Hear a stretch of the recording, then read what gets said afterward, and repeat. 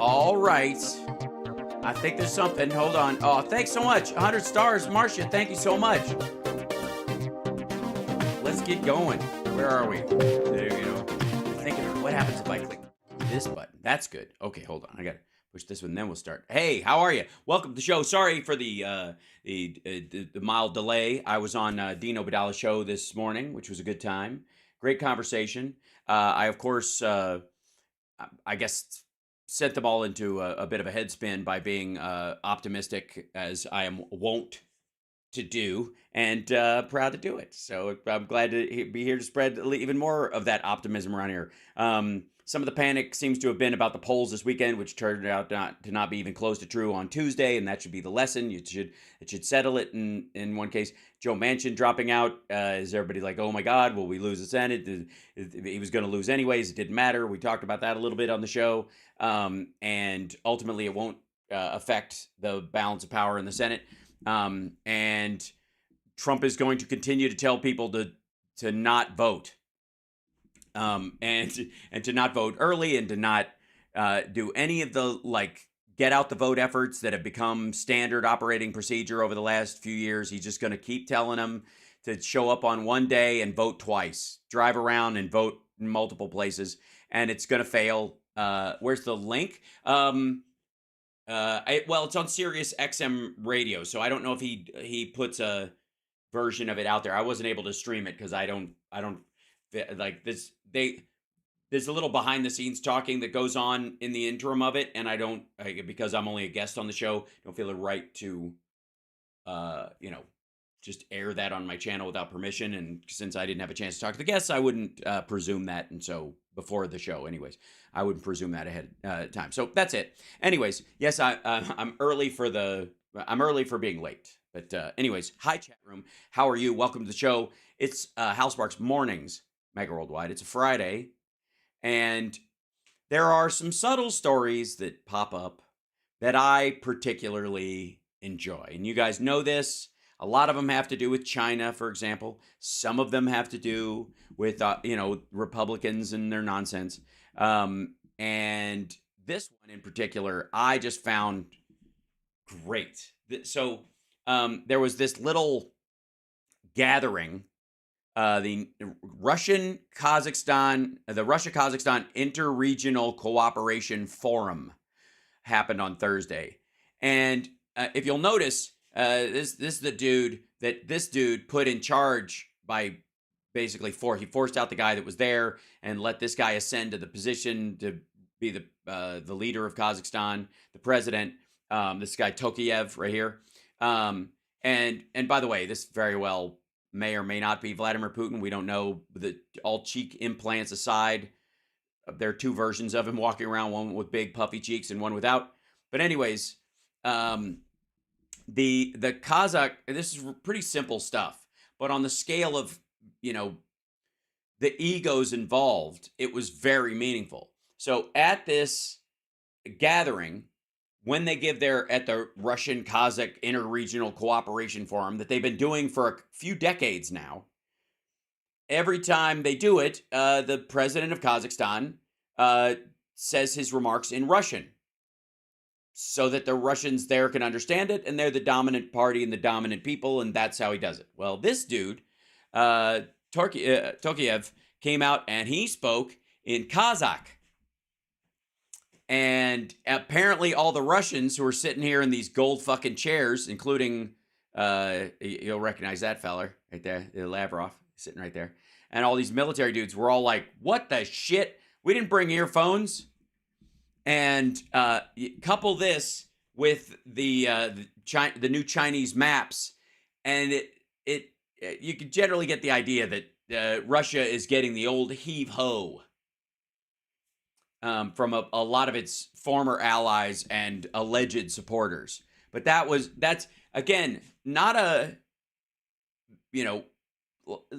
like in the this is the thing. This is, I think, indicative of why I'm proud to be an American in general, is that when someone comes to visit in the United States from another country, we presume that they're going to give their remarks in their language.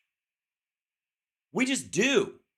If we go there and we do a cooperation treaty with somebody, if we go to if Joe Biden goes to the fucking Philippines or to South Korea and meets with these folks, we presume that they are going to, even if he goes to fucking Puerto Rico, like the presumption is that they'll more than likely speak Spanish or Portuguese or whatever whoever the leader is at the time, depending. But I think mainly Spanish. But the point is, the assumption is, A, they'll do it, and B, it's no big deal.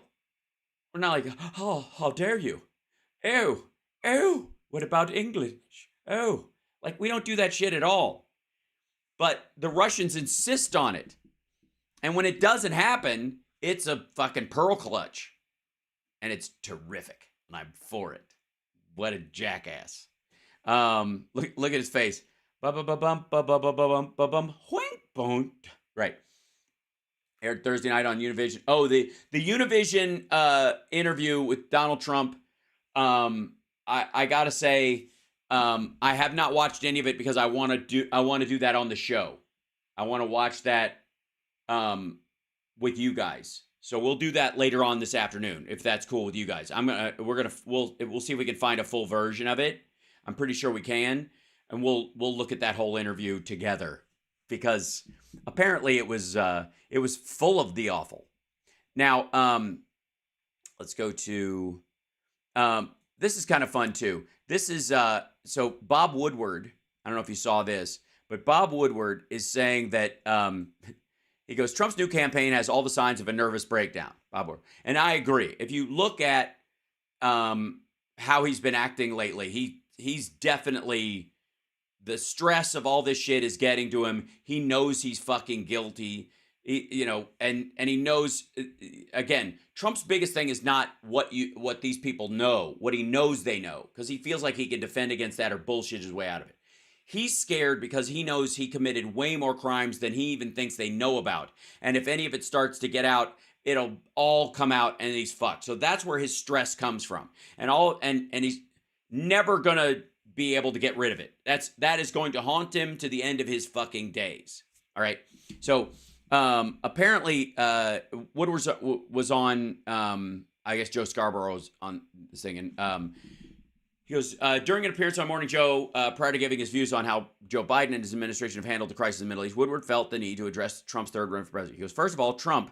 I've spent 7 years on Trump, and I've been thinking about the work and what I discovered. And I realized in his time as president is a series of nervous breakdowns. And to call it a breakdown doesn't do it full justice. It's also clear that his campaign now is also another nervous breakdown, and you can't do it any other way. Now, I think the premise that he's trying to make is that Trump he doesn't handle stress well. And he certainly does not, oh, nice. That was cool. Thanks, Dean. So yeah, they just sent the link and we'll post that in the chat room. Is that cool, Andrea? That's awesome. So, the reality is Donald Trump does not, it's obvious to everybody from an ego standpoint, he does not handle any kind of pushback well. He does not, if you question him, he knows he's standing on wet sand all the fucking time. He knows he doesn't have the mental gymnastic ability to put facts together on the fly and respond to something in real time or rebut it. He could just call it fake and bullshit and say stuff's a hoax and whatever. And it's like a guy who calls himself a fighter, but in reality he just slap fights. Like he just throws his hand back, or like there is no technique. He talks about what a great fighter he is, but when it comes down to it, he's just like turns over the table and runs away. Like that's it. Yeah. So that it's how he handles everything. So what Woodward is saying essentially is that during these periods when he's doing this stuff, it goes beyond him being kind of ineffective and stupid and lacking the ability to actually rebut the facts or the attacks on him. He just has a fucking freak out. He just wigs for a while, breaks down, and then he kind of salvages it with like golf and Adderall and suck-ups. right? He just surrounds himself with yes men, blazes a rail of Adderall and crushed Sudafed, and then, goes back to the omelet bar, chucks some fucking ketchup, and then he's like, I'm fine. Like, it's like toddler reset. It's so fucking lame. But he just, you could tell that this one's kind of different. We've been watching him lately. I mean, he fucked up Kim Jong-un and Xi Jinping's name the other day. I'll see if I can, let me grab that, because he did that on, let's see, because everybody made this point.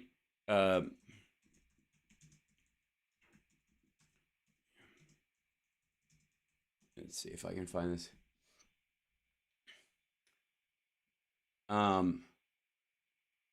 Yeah.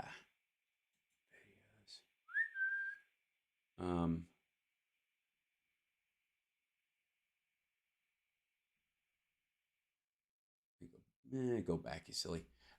Yeah. The way people talk about it, and I got to say this is kind of annoying, is they're getting what he fucked up wrong. Let me be abundantly clear. All the articles talk about it this way, and everybody I see talking about this fuck up of his talk about it the same way, that he's confusing North Korea and China. He's not. He's confusing Xi Jinping and Kim Jong-un, two people that he has met personally. He's not confusing. He doesn't think that North Korea has 1.4 billion people. He's thinking Xi Jinping and he says Kim Jong-un. That's his brain fart. The brain fart is about the men, the names of the men. And it's meaningful, and I would argue, it's a meaningful distinction between, in those fuck-ups, because one is, it's softer to make a geographical mistake. They're trying to almost equate it with his Sioux Falls, Sioux City bullshit the other day, which is in a totally different state, but whatever. This is about the men. This is him just, he doesn't give a fuck what dictator he's blowing smoke up the ass of. He'll just do it. And quite frankly, it's hard not to look at him and go, it's two Asian dudes, and he just kind of forgot which was which. But everybody talks about this. Former President Donald Trump is again defending his description of the terrorist group Hezbollah as very smart by invoking another controversial world leader, Kim Jong-un of North Korea. Trump says Kim Jong-un is also very smart, and he criticized the U.S. media, the fake news. The press hates it when I say these leaders are smart. What am I supposed to say? They're stupid people. Yes. If you look at Kim Jong-un's system of control over his own people, you look at how well South Korea is doing, and look at what a shithole North Korea is. Yeah, he's fucking stupid. You don't have to be smart to be cruel. Kim Jong-un is a fucking moron.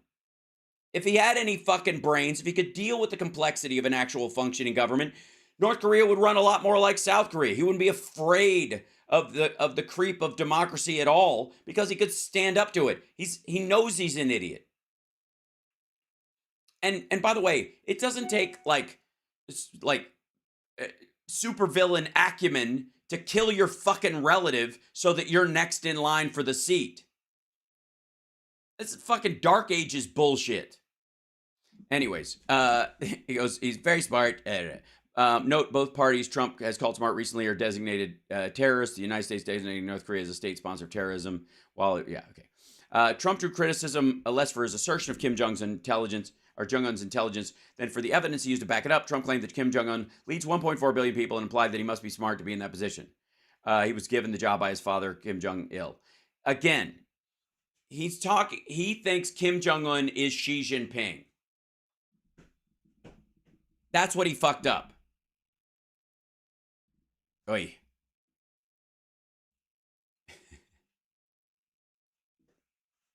By Trump's formula, that leading 25 million people equates with intelligence, Democratic California Governor Gavin Newsom is practically immense a member as California's population just shy of 40 million people. There's a big difference, of course, between sovereign nation and U.S. state. It's clear that Trump simply misspoke.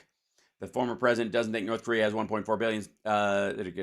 Donald Trump, Kim Jong-un leads 1.4 billion people. There's no doubt about who the boss is. They want me to say he's not an intelligent man. Yeah. So he screwed up Kim Jong-un and Xi Jinping. That's it. It's so fucking aggravating. And again, this is just going to get worse. Trump's, and this is why it was kind of meaningful when, let's see if I can shut this down. Blink. Why it was, over the last, couple of weeks, as he's been stressing about this business, and he knows, he's talking to his lawyers. He knows he's fucked. He knows the cost of this is going to be over 250. It's going to be more than the baseline 250. It's going to be 300 million, maybe 400. High is 600, but I think it's probably going to be in the 300 to 400 possible. I mean, he might. The judge could surprise us with if Alex Jones can be hit with $1 billion, so can Trump. We'll see. But that was a jury, by the way. A judge might actually be nicer. The irony. But I agree with Woodward that he is largely having a nervous breakdown right now. He's convinced he'll win on appeal. Mark, I don't think he's convinced about it. I think he wants to show that to the world, and that's part of his bravado. I don't think he believes it, though. I think he knows it'll be worse on appeal. So, hold on, let me get out of here. Now, this other weird story, there apparently the Washington Post has been on a "Where's Melania" kick. They're like, where the fuck is she? She showed up at one dinner event. She was at one of these things inside, but she showed up like a robot and she fucked off. And she doesn't shop in the neighborhood around Mar-a-Lago like she used to. She didn't used to do it a lot anyways. But yeah, that's right, CSL. He's just milking these maggots for money. And the appeal, the sale of the appeal will probably, he thinks it's going to make him as much money as he loses on what he ultimately has to pay. So, as a part of an extensive report on looking for Melania Trump, the Washington Post stumbled upon a wealthy funeral home owner from New Jersey who revealed some embarrassing details about Trump. And this goes to, remember how Trump had this big freak out about how there's no way Biden is a 6 handicap, all that shit? Okay, part of that has to do with him getting word that this was coming out. In an interview with the Post, Dan Lieber, all right, explained that he loves Mar-a-Lago, having visited a few times with a late friend. Have you seen it? He said at the Country Club, it's spectacular. Lieber also revealed that he had many great stories to tell about his visits at Mar-a-Lago. He recalled shaking Mike Tyson's hand on one occasion. Other incidents were more humiliating to former President Trump, however. Another time, we saw Donald Trump win a Pro-Am doubles tennis tournament. The pro was running all over the court, making all the shots, totally covering Donald's ass, said Lieber. The Post said the man voted for Trump and intends to do so again. Afterward, he remembers Melania running over to give her husband a big celebratory hug in front of everyone.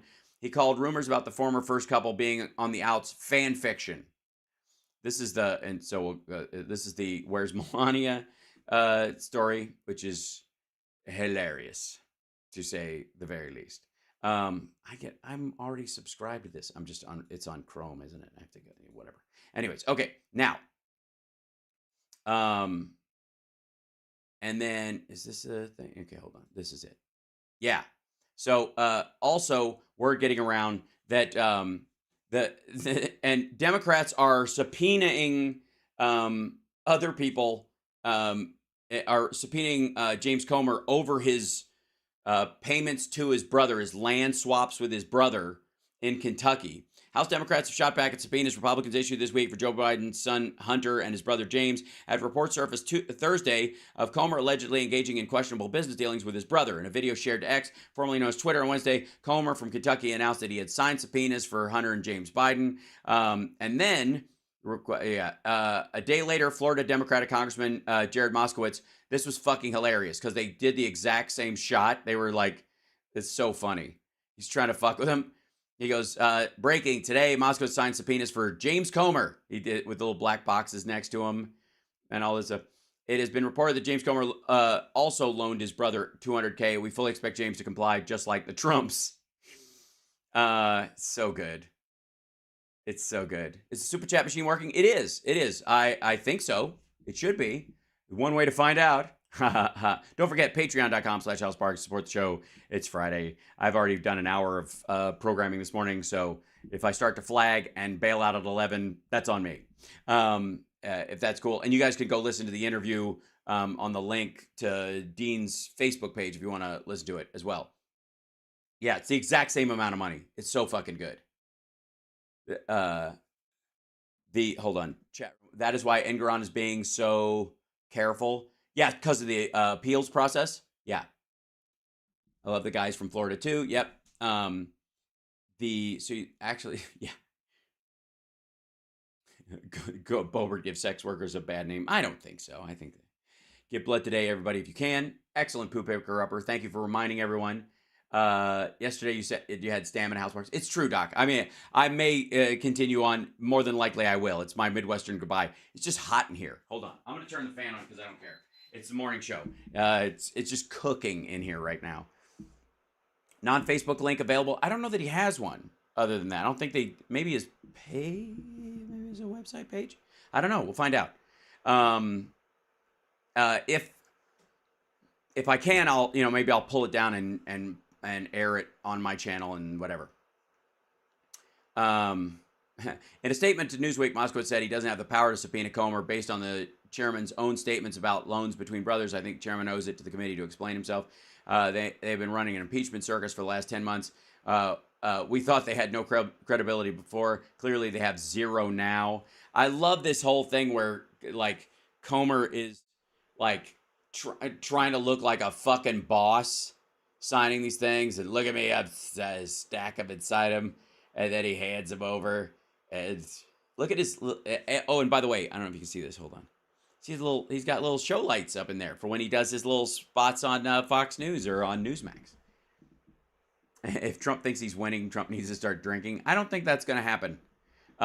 Yeah. Hi, Massachusetts. Hi, everybody. Okay, baby is waking up, entering lurking mode. Understand. I'll keep it down. What? Hold on. James Comer, at the point where we can connect the dots in the Hunter Biden probe. Oh, are you now? Shit. Do I have to find this clip later? Hold on. No. This is, okay, that's the Israel-Hamas stuff. Oh, there's so much to cover. And the, like, pro-Palestinian heckler, interrupting, whatever.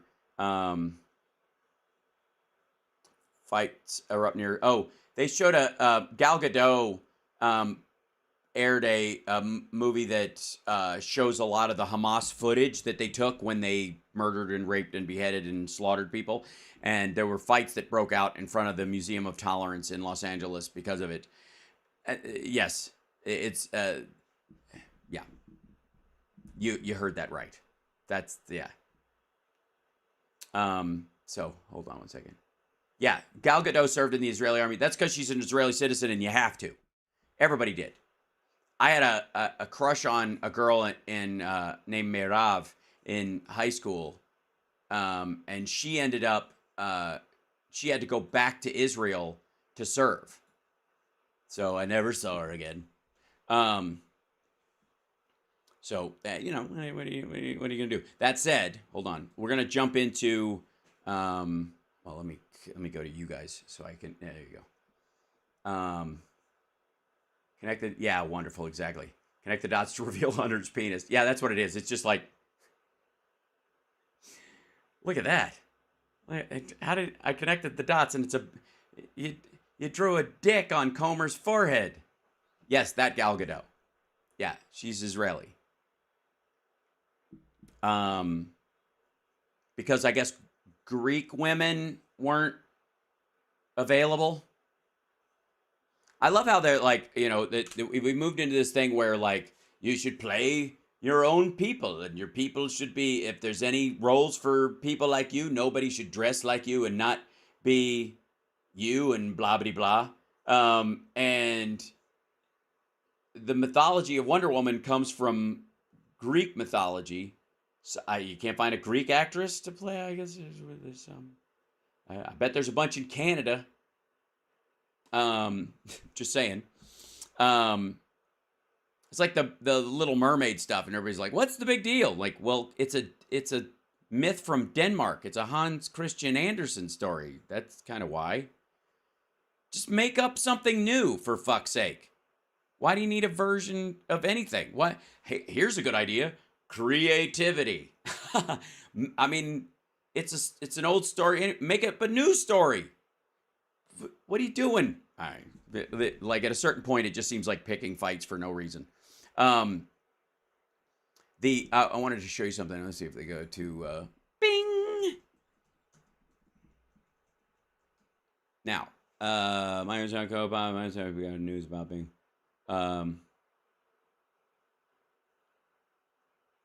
Yeah, there we go. Let's see if I bring this up. All right, so this.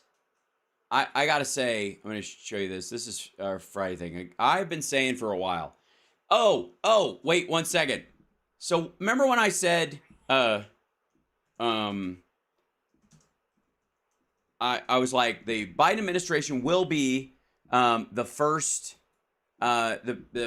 presidential administration to have an AI czar. Remember that? Remember when I said that?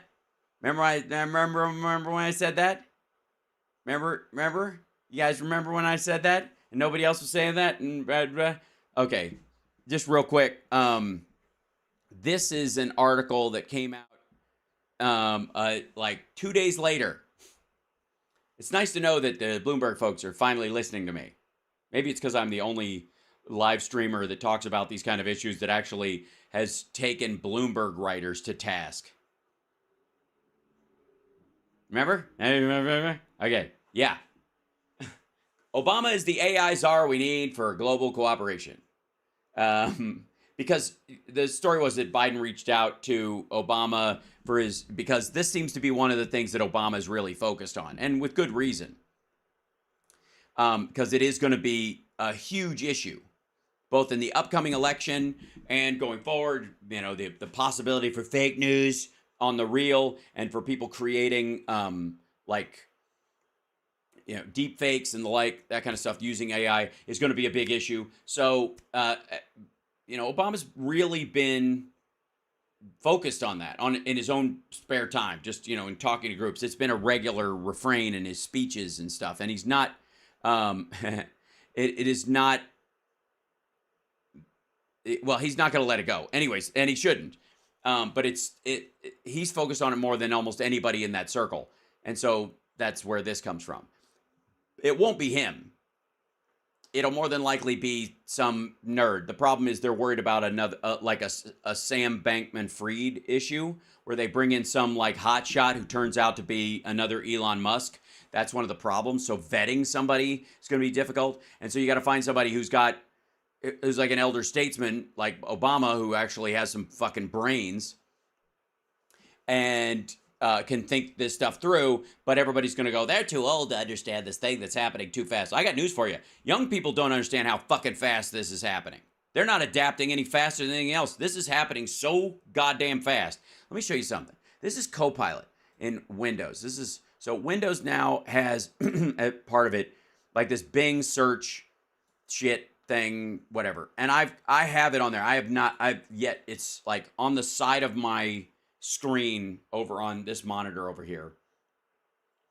And mainly because I use this show just for the live stream. I don't use it as often as I probably could. And, my goal between now and Christmas is to build up my adeptness at using it so that when I'm looking for stuff, I can, cue a mic on it or whatever and go, where's that article on blah, blah, blah? And it'll pop it up and put it in the browser, right? Who the fuck uses Bing? Exactly. Tons of people now, because of this, because Copilot leapt fucking forward in this. It's an AI powered, it is precisely that. And the name Copilot, by the way, the panic of Microsoft fucking bumper stickers that say AI is my Copilot, freaking out religious nudniks who think this shit is going to be is part of the end times. Oh, so good. Yeah. So you can kind of like converse with it. It's it's along the lines of ChatGPT, except it doesn't cost you in credits and stuff the way other stuff does. You can kind of upgrade elements of it, but it's within a measured amount. It is not the end times, man cheat. I'm sorry. I'm sorry to disappoint you. So AI and snipping tool makes editing easy, allowing you to copy and redact from a screenshot image. Apple has a similar thing already built in. They're just not calling it their AI right now. Clipchamp AI gives you a head start when editing footage to help you publish your masterpiece faster. This is with their editing software. Photos, cropping, and paint, and blah, blah, blah. And smart app controls. You can open stuff verbally, blah, blah, blah. And then the Bing chat, you can kind of talk to it in that. Now, let me show you something if I will. Hold on. Yeah, here it is. So I have ChatGPT on my ancient iPad. This guy right here. And yes, that's the picture of Captain America standing against everyone from Thanos' army alone. Gets me every fucking time. Just saying. Copilot sucks. They should call it Goose. That's hilarious. It's getting there though, CSL. All right, let me show you. I have the app on here. Now on the app, it's pretty boring what it looks like. You just write stuff down here, and it gives you some prompts if you want to try some stuff.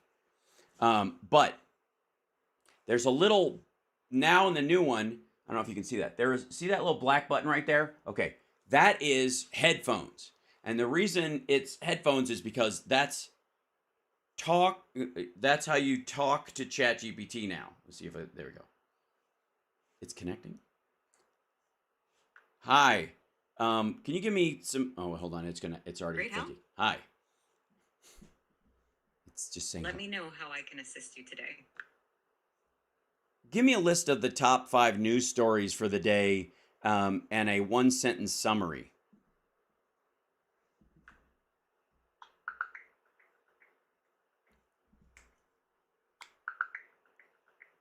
That's the thinking noise.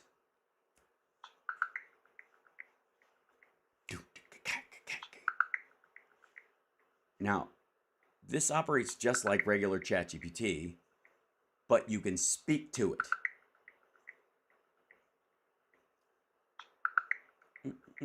It's taking its time. It's a lot of noise. There's a lot of work being done. And by the way, it has this little like thought bubble that happens while it's doing it. Yeah, it's like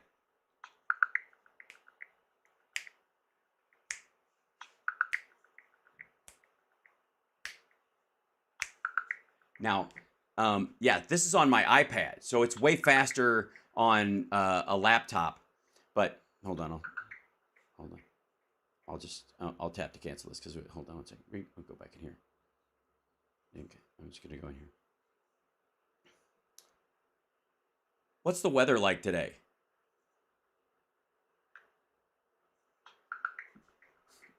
Give it a second while it's thinking about it. Siri and Alexa can do similar things like this, but Elon Musk has come up with his own version of, although I didn't tell it where I was, so that might be why, hold on. What's the weather like in Las Vegas today? That might be easier. There. So, look out the window. Simmer down. I know. I beat you to it. Point being is that today in Las Vegas, the weather is mostly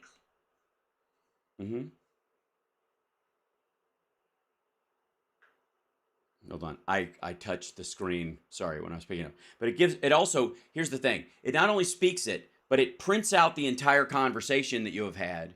And then if you need to, clip to it, it says, today in Las Vegas, the weather is mostly clear with a low of 43 degrees Fahrenheit. For Friday, there will be increasing clouds, high of 67 degrees Fahrenheit, and again, a low of 43 Fahrenheit at night.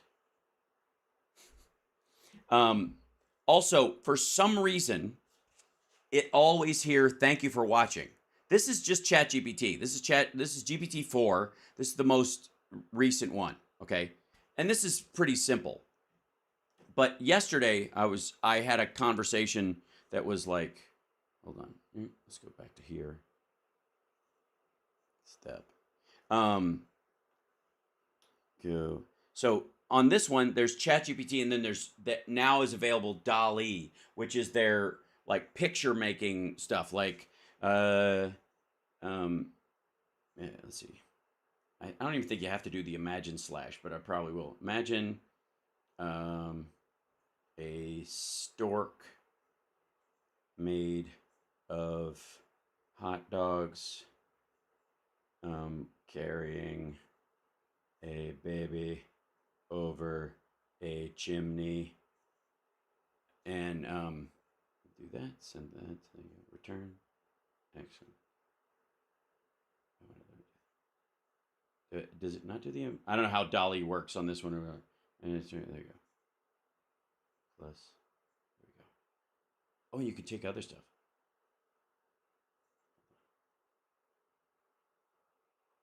Copy. Good. Hold on. ChatGPT. There we go. Paste. There we go.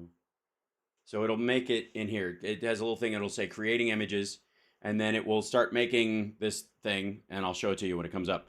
It'll make 4 of them, I think, is usually how it works. So ultimately, these are, I understand that storyline wise, like you guys are like, oh, kind of interesting sidecar aspect of modern society. This is going to run everything in about 2 years. Can it do anything important? Yes, it can. It can replace a lot of people's like coding jobs. Oh, here you go. So, yeah. So here's a picture of a stork made of hot dogs dropping a baby into a chimney. Pretty dead on, I gotta say. That's pretty close. Pretty rock solid. And then because of like what's available in the, you know, if I save the image to the Apple stuff, let me show you this real quick. If you take that picture, I can click on this guy. Let's see if I can play. There you go. And I can literally, hold on. I had it there for a second. Hold on, back up. Yeah. You could cut out this thing just with your finger and turn it into a sticker or add it to stuff, take it out of the background completely. This is, I remember when I told you about how like all technology is deflationary. This used to take fucking hours to do this right.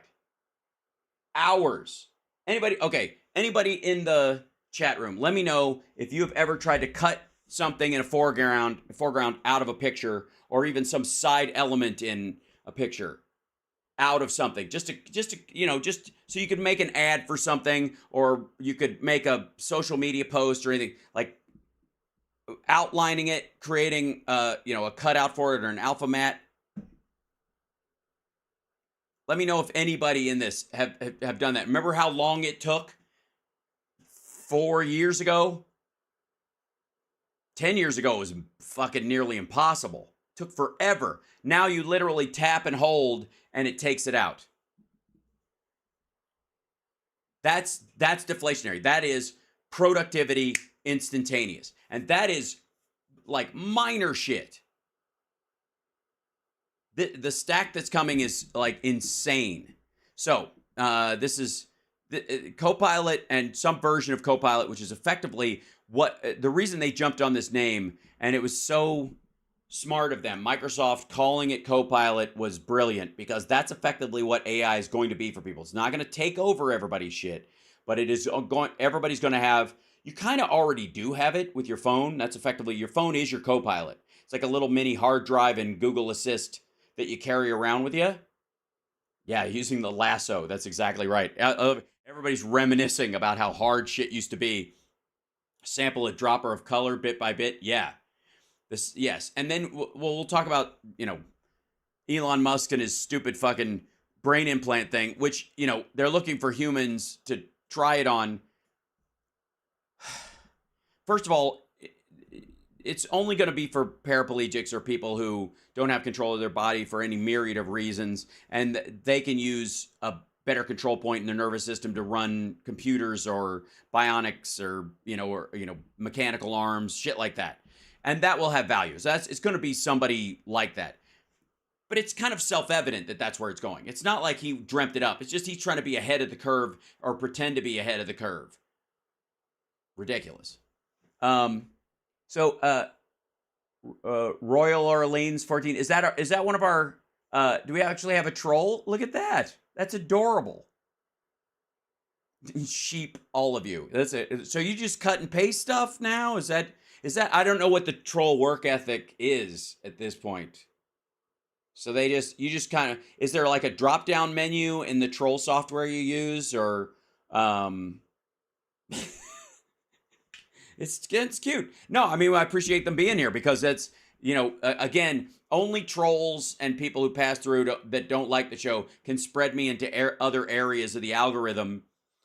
Speaking of AI, if somebody likes the show, it's already going to show up in their feed along with other stuff that's similar.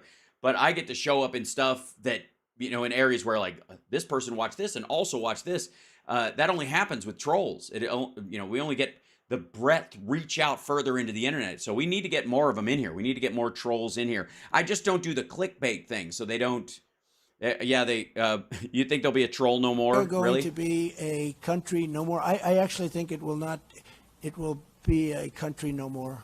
Yeah, probably. Troll country's not going to do very well. I mean, because they're not making any money. You know what I mean? Cash. Green cash. Right. They're just not making it. But I guess so.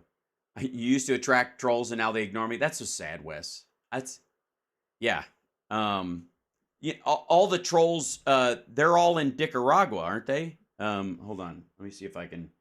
I'm pretty sure that's where they're all holed up, right? Hold on. A lot of very bad things are happening in Nicaragua. Right. Yeah, it's not. But a lot of people are like, there's a troll. I know they don't really stand out. They're not a good one. So usually we get better ones. Hey, look, beggars can't be choosers. We need more trolls. Maybe they'll ring the dinner bell, and yeah, that's Trump saying Nicaragua. A lot of very bad things are happening in Nicaragua. In Nicaragua. It's true. I mean, I've never.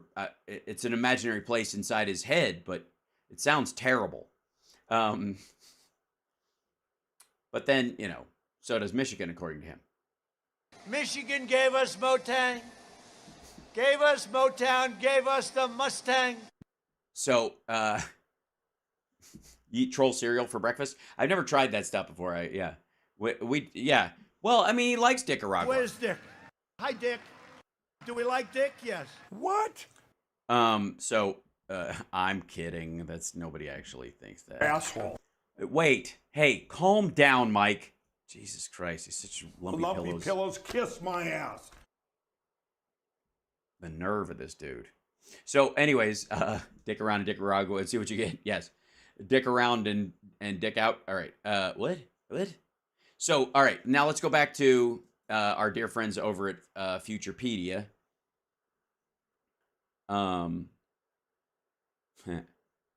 There is, I'm going to go to the new stuff today. Tools added today. Now, you'll recall that when I used to take you guys to the Futurepedia website, the AI website.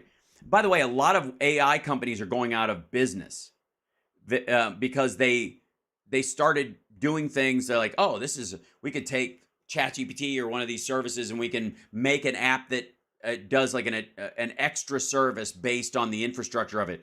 And OpenAI just added it to the fucking structure of the site, so it's now available built into ChatGPT, and they're like, well, fuck, and they all go out of business. It's going to be a while before somebody, most are going to have to build their own. You're going to have to build your own subgroup or what have you. One of the things was, for example, that maybe you will recall, I had I think it was called Corey AI or something like that, where you could basically enter in all your data about your business or whatever. And my goal was to take the PDF for SAG members and the website information for SAG and put it into this thing so that if you're a brand new SAG member, you could talk to this AI and go, hey, what do I get a AAA discount because I'm a union member? Why, yes, you do. And here's the information to do it, right? That kind of shit. And I'm still working on that, by the way.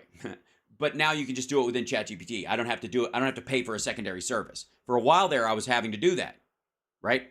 So when I started showing you guys these sites, there were six. I remember very distinctly the first time we looked. I think it was in January this year. There were between 6 and 9 pieces of software, including ChatGPT and Midjourney, the big ones, right?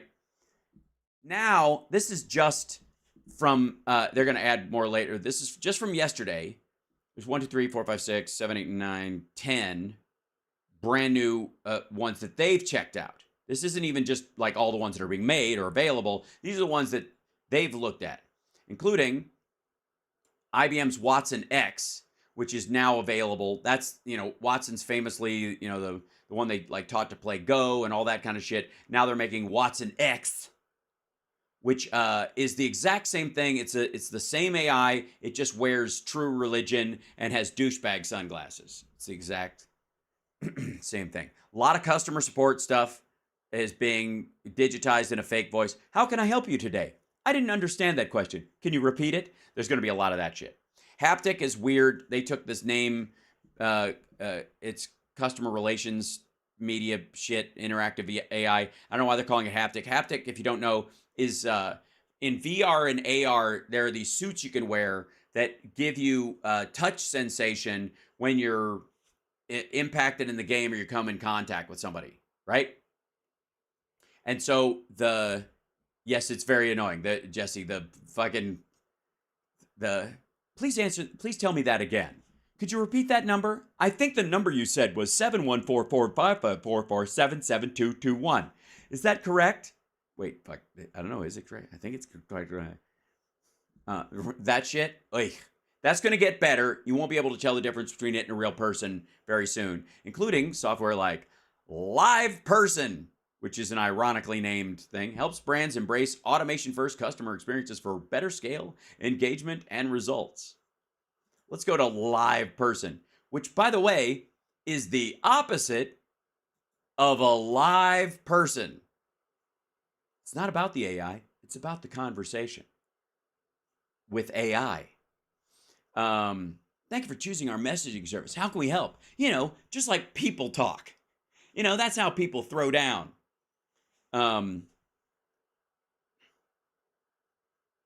Hey, do you have paint to refinish furniture? I'm happy to help with finding paint for you.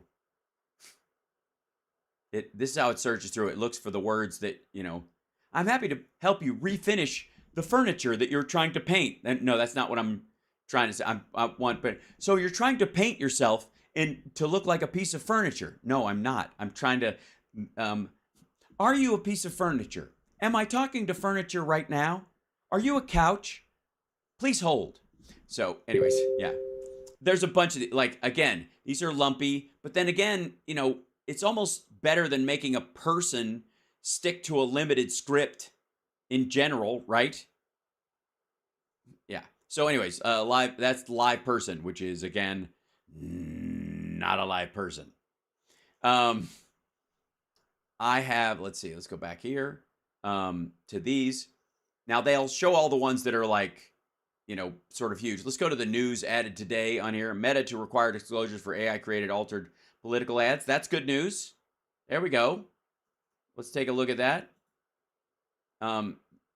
This is a situation where, if you're going to do an AI enhanced piece of, political advertisement, you got to let them know so that you don't put, fake footage of your opponent or some awful generated photograph of them in there. Oh, 3D printing. 3D printing porn. Sorry, distracted. Pretty. Oh, glow-in-the-dark filament, you jerks. That's so cool. That's not very good. That's not high detail. That's pretty pitiful. That's not, it's white, so it's a little hard to tell, but it's not. There's some good edges on there, but the overall, seeing a lot of, no. Huge glow-in-the-dark dragon. Took 109 hours and 20 minutes. And on fast. I think I might have found the issue with this, possibly why it hasn't why it hasn't kicked in yet. Get out of here. No thanks. Go away. So, yeah, Meta's second biggest platform for digital ads said in a blog post it would require advertisers to disclose if their altered or created ads portrayed real people or doing or saying anything as doing or saying something they did not, or if they digitally produce a real-looking person that does not exist. You know, this is something that Dinesh D'Souza could learn. You know, this is one of those things where you, maybe if you're going to use an actor instead of a real human being in your documentary, you should say it up front, and in the scenes that they're in, put reenactment down in the corner so people know, so that dough-headed motherfuckers like Donald Trump don't think the footage you're using is actually of human beings. But we've covered that before. Don't get me started. Multilingual global office calls might soon become easier with AI live translate call. That's true. Oh, this was cool too. AI will cut cost of animated films by 90%. Now, the people that will be put out of business by, and these are, again, not just CG 3D looking style movies, because if you look at how much computer generated art was used in the Spider-Man, like Into the Spider-Verse, that shit is, I mean, it looks like hand-drawn art, but it isn't. It's largely computer generated. And that's a little bit why it was slapdash. They just kind of leaned into how the software and the technology wasn't quite there yet and just owned it. Kind of if you see some of these people do these like flow through AI images or videos where they transition from one image to another, and there's all sorts of like odd fucking LSD looking particleization and other characters inside it. The reason that does is because the computer doesn't quite know what it's talking about yet. Eventually it will, but when they were creating Into the Spider-Verse, when they would make stuff, it would create all this kind of fucking extra artifacting, right? And they were like, I don't know, it kind of looks cool. And they just went with it. That won't be a problem soon. And so it won't just be, see what I would like, this is possible, is for like cleanups of old movies where they take an old print of a film and then AI can upscale, they can up-res stuff, you know? And so if you took like an old cartoon that just looks a little broken down or the colors are faded and then upscale it, that would be awesome. Just saying, if there's something, you know, if it hasn't been preserved like a Disney film for a very long time. So anyways, the adoption of AI will accelerate the digital transformation of the entertainment industry by a factor of 10, said 72-year-old Katzenberg, who rose to prominence as a production executive at Walt Disney's movie company before joining hands with Steven Spielberg and David Geffen to form DreamWorks. Artificial intelligence will lower the cost of creating blockbuster animated movies drastically, according to Elon. Yeah, of course it will. I don't know of any industry. I don't know of an industry that will be more impacted than any aspect of media, entertainment, and creation. In the good old days, you might need 500 artists and years to make a world-class animated movie. I don't think it'll take 10% of that 3 years from now. And he's absolutely right. He is absolutely right. This is, and again, the trick will be, do people spend a lot of time creating characters in AI, voice characters, that are, you know, reminiscent, let's say, like old actors from the 60s, contacting the descendants and offering them a contract to use their grandfather's or their grandmother's voice from these old movies as a character in these things by recreating them and styling them. And then that's going to happen. So like all the old, the character actors, Peter Ustinov and people like that who were in like Robin Hood and all that kind of shit, making new movies using their voices. Now, you know, part of that will be fun. Part of that will be adorable. The other half of it will be like, fuck you. I don't like it. And I would rather hear somebody real or see somebody at Comic-Con where I can meet them in person. There's still that aspect of it, right? And it will continue. There will be a mix of movies made with fake, you know, AI generated characters that never existed, the repurposing of other people's voices. What if this happened to SAG? Well, the interesting thing is when it comes to actors, real human beings in interaction, there's a cost, and the uncanny valley always will fuck with you to a certain degree. And I don't see it overtaking like actors for real and stuff, because we've seen what they use it for currently, and having 8 people argue about a performance in post, reshaping it over time using AI to do that, is a lot harder than just finding a talented actor and hiring them and filming it. Now, what will happen is that you will have, what AI will be used for is, oh shit, we forgot to get coverage of this when we were shooting. We needed to shoot, we got your lines on camera and we got his lines on camera, but we forgot to get the shot when you look back over your shoulder to do this.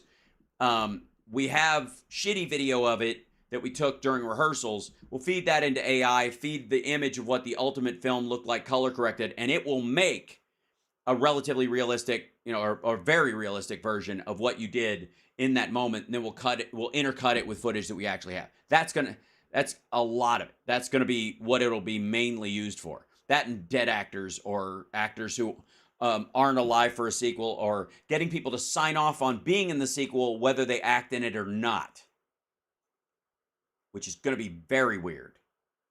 So you sign off on being in a sequel. And this, by the way, will be mid-level actors. Big, huge actors will have limits on it that will say, yes, I will be in the sequel, but if I have another movie coming out at the same time, you can't put them up next to it. Yes, just like they did with the latest Beatles tune. That's exactly right. They parsed out the separate parts and cleaned them up, but it didn't change the performance or the actual stuff at all. It was just the AI was able to separate which bits represented which notes and all that kind of stuff very cleanly. In the same way that picture, when I touched it and it took that picture out, it's even easier to do that with sound. It seems like it would be harder, but it's not. A Lab Rats reunion. We need to do a Lab Rats movie with all of this stuff. I'm telling you. So, but he's absolutely right that this is going to have a major, major impact. And it will cut the cost of making this, which means that creatives, in the same way that like the democratization of music studios have created situations where anybody can make an album in their home. And the market's been flooded with people who can put out their personal albums, which means more people can make their music without permission from a big label. But the big labels still exist, and the big studios still exist, and the classic studios still exist. And it didn't destroy them. As a matter of fact, it brought back some of the kitsch factor of actually going to places like the record plant and other places and recording there. So it reinvigorated, the ironic part of it is it reinvigorated it. Summer could be in the Lab Rats movie. I have a wife in Lab Rats. We'll think about it. XAI is a scary thought. XAI is just dumb. I'm serious. So, if I may, he called it Grok. It was like Grok AI. Part of his XAI blah blah blah. And it's let's see, grokstream.com. Is this the AI simply modified machine learning first, approached by the most comprehensive AI absolutely. I don't even know if this is his. There's already a Grok. What a dickhead. AI ops around solutions resources about Grok.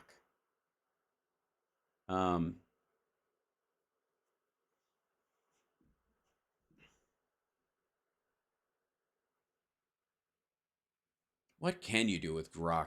Let's see. Hold on one second. This is, if I may, down in here. Grok was founded as a partnership between renowned AI researchers at Numenta and founders of Avic Partners who have successfully established multiple technology companies before launching Grok. The decades of experience gained. Did he buy this out, or does he just not give a shit that there's already a Grok, or that what? AI ops reinvented for modern environments, noise reduction, intelligent integration, correlation, probable roots cause. Yeah, this is just a standard AI company. Enterprise and IT operations for service provider network operations. Yeah, this is the lawsuit, I suppose. Yeah.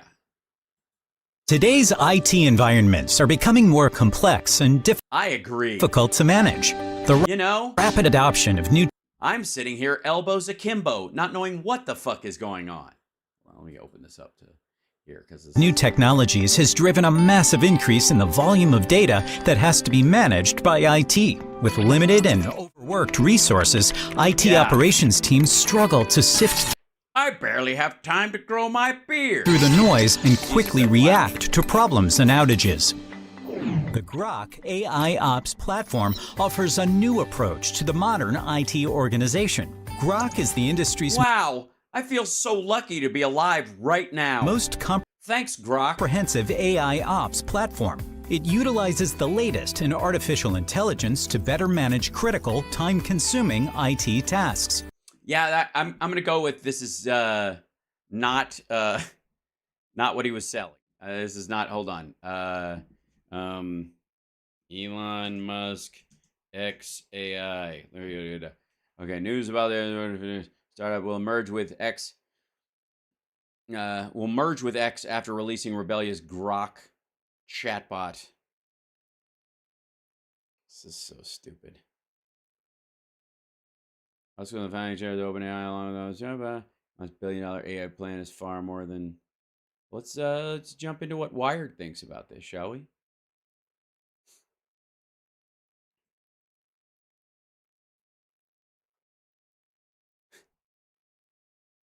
Uh-huh.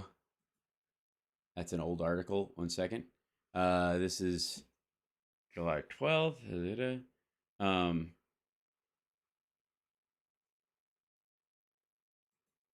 Oh, this is okay. So this is, if I may, we go to here. Hold on. Elon Musk is just back from an AI summit in the UK.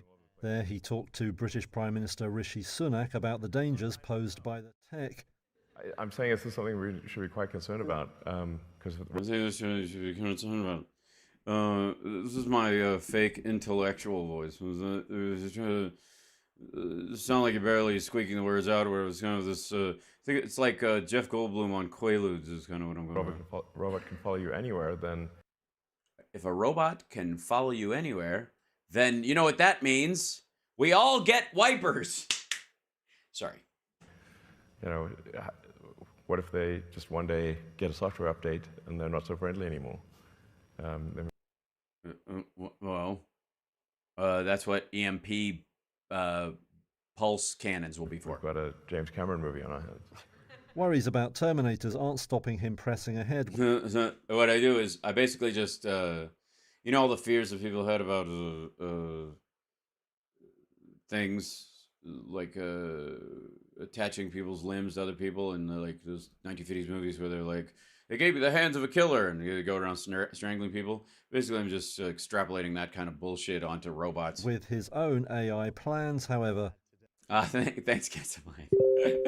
On Sunday, the billionaire said he would integrate his XAI startup into X, the social. Super exciting. Really, he's gonna integrate XAI into X. Basically, so he's trying to just shovel everything into one failing company. Brilliant. I wonder if he has Donald Trump's phone number. It sounds network for this is. Let me just say, this is the AI version of Trump steaks. formerly known as Twitter, which he bought last year. Musk launched XAI in July as a rival to Google's Bard and Microsoft's Bing AI.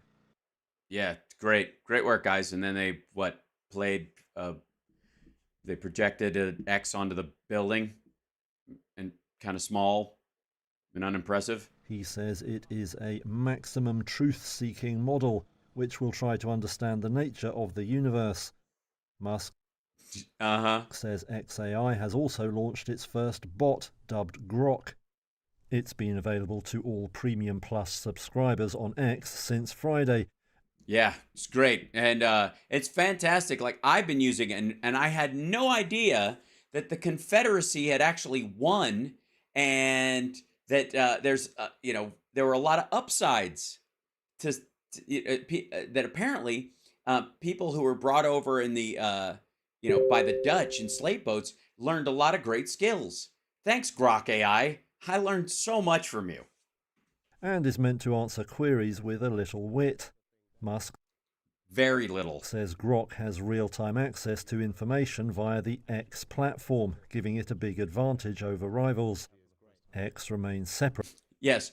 It's got a big advantage in that it can be racist. From XAI, but the two work closely together. Elon Musk is super fucking exciting. Okay. Ladies and gentlemen, it is finally here. Elon Musk has finally announced / released XAI's ChatGPT competitor, Grok. And yeah, no.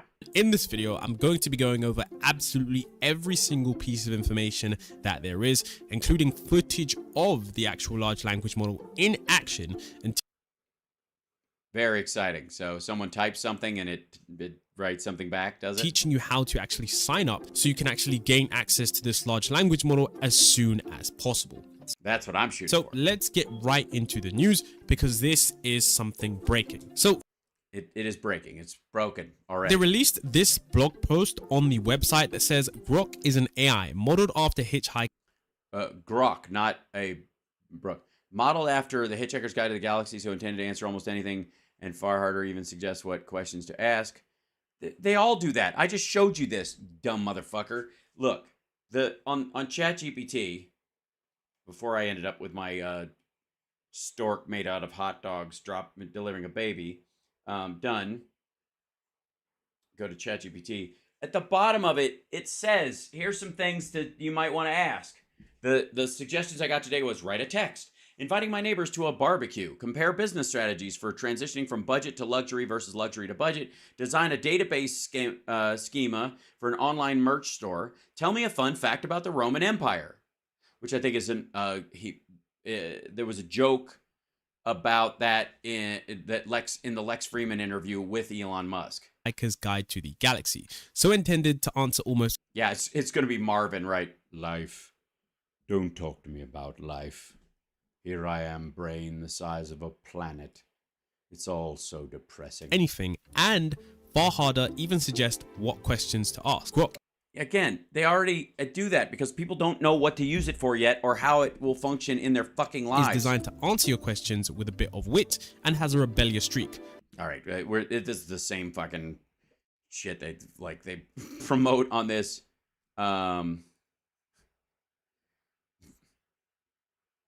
This is the. Well, here we'll tell you what. We'll dip into this Rishi Sunak All right. thing. Well, good evening, everybody. Welcome, Elon. Thanks for being here. Thanks for having me. We feel very privileged. We're excited to have you. Right. So I'm going to start with some. It's so exciting. It's nice to have a South African American over here in the UK. It's almost as if the failure of the empire was worth it. Questions, and then we're going to open it up. Let me get straight into it. Grok is your porn accountability, buddy. It's gonna tell you that give your hand a rest, but with a little wit. So, Bill Gates said, "There is no one in our time who has done more to push the bounds of science innovation than you." Well, it's kind of going to say. Yeah, well, that's it. That's it. Right, but not into areas where it actually worked. Nice thing to have the bounds. Anyone say about you. Nice coming from Bill Gates, but oddly enough, when it comes to AI, actually for around a decade, you've almost been doing the opposite, and so. Yeah, it's almost like you bet on self-driving cars, and that went to absolute shit, and no one actually wants it. You spent most of your time developing something people can't figure out why they would want it except when they fall asleep at the wheel, in which case it would be simple enough to just have a piece of software that recognizes you've fallen asleep and pulls your fucking car over to the side and honks the horn and says, "Get a room, asshole," rather than keeps driving while you're asleep so that you can fucking fall onto the wheel and the weight of your body starts steering. Hang on, we need to think about what we're... Hang on, we need a pause until I can catch up. Because I thought this was never going to go anywhere, and then it went somewhere, and now everyone's leaving me behind, so this is like my experience of kickball, doing and what we're pushing here, and what do we do to make this safe, and actually maybe we shouldn't be pushing as fast or as hard as we are. Like, I mean, you've been doing it for... Yeah, guess what? It's it is the closest thing to perpetual motion in a machine that you could possibly have. A large language model will just continue to learn until you shut it off. They aren't pushing it hard. They don't have to. That's why. For a decade, like, what was it that caused you to think about it that way? And, you know... Well, I hadn't really invested in it, and I was behind the 8 ball, and my company was lagging, and everybody thought I was smart, so I had to pretend to, since I didn't have a product in this arena, I had to make an excuse as to why I didn't have a product in this arena, and the best way to do that is to pretend you're just against it. I don't like it anyways. It's basically the sour grapes approach. Why do we need to be worried? Yeah, I've been somewhat of a Cassandra for quite a while, where people would, I would tell people, like, we should really be concerned about AI. They'd be like, what are you talking about? Like, they've never really had any experience with AI. But since I was immersed in technology, I have been immersed in technology. Really? What did you just, they bathe you in a tub filled with RAM chips? immersed in technology for a long time. I could see it coming. Yeah, I could totally see it coming. Yeah, I saw Terminator 2 as well. So, but I think this year was, there have been a number of breakthroughs. I mean, you know, the point at which someone can see a dynamically created video of themselves, you know, like somebody can make a video of you saying anything in real time, or me. So there's sort of the deepfake videos, which are really incredibly good, in fact, sometimes more convincing than real ones. All right, I won't take this footage and make it. All right. And deep real. And then obviously things like ChatGPT were quite remarkable. Now I saw GPT-1, GPT-2, GPT-3, GPT-4, you know, the whole sort of lead up to that. So it was easy for me to kind of see where it's going if you just He's looking at the ceiling. He's making this up. sort of extrapolate the points. He's just kind of, it's like, maybe, I don't know. It's like a fucking toddler. This is fucking stupid.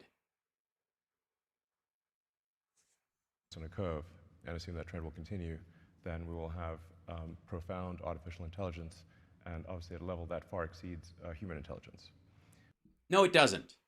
Look, calculators have been able to outrun human mathematicians forever.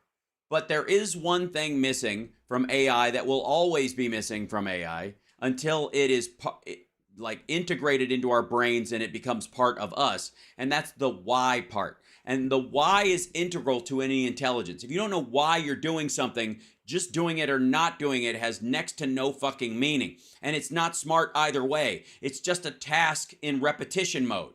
It's either a stop or a go. It's binary. It's on or it's fucking off. And that's what computers have always done. This current version of AI, as cool as it is, and I enjoy a lot of it, is just another user interface. It's UI. It's not AI.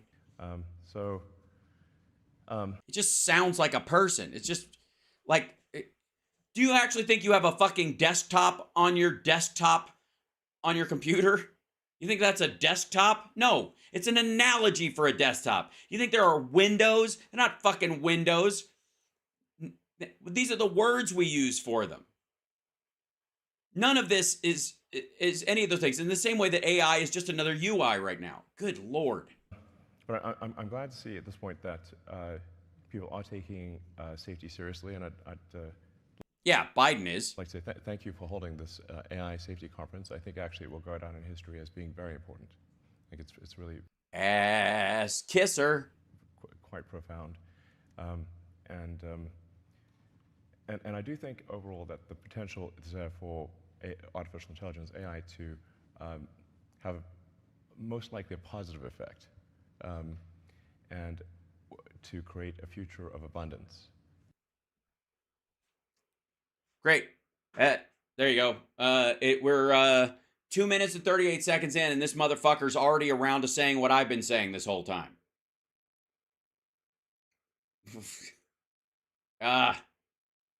Good Lord. He's talking about not saying anything I couldn't say. I know. It's so fucking dumb. It's just, and it's this, I think the most annoying part of it is sort of this illusion of smarts. Like he's pontificating. Just like, but just blowing smoke up his own ass. Ay. Let's see. Hold on. With shots fired, CNN has an article that I have to look at. We'll talk about that in 1 second. Talk about something that looks like it was written with AI. This is from their Meanwhile in China spotlight. Here we go. This is I gotta open up this article real quick. This just came up in my feed, so we will address this. That's the great thing about the morning show, is that we just follow shit where it leads. China has a sweeping vision to reshape the world, and countries are listening. Xi Jinping has a plan for how the world should work, and 1 year into his norm-shattering third term as president, he's escalating his push to challenge America's global leadership and put his vision front and center. Jesus Christ. That bid was in spotlight like never before last month in Beijing when Xi, flanked by Russian President Vladimir Putin, United Nations Secretary General Antonio Guterres, and some 24 top dignitaries from around the world, hailed China as the only country capable of navigating the challenges of the 21st century. What the fuck kind of PR bullshit is this, CNN? Changes of the world of our times and of historic significance are unfolding like never before. Oh my God, he's quoting Donald Trump. Xi told his audience at the Belt and Road Forum, which nobody fucking showed up for, make relentless efforts to achieve modernization for all countries and work to build a future, a shared future for mankind. Xi's vision, though cloaked in abstract language. Oh God. Why me, Lord? Why me?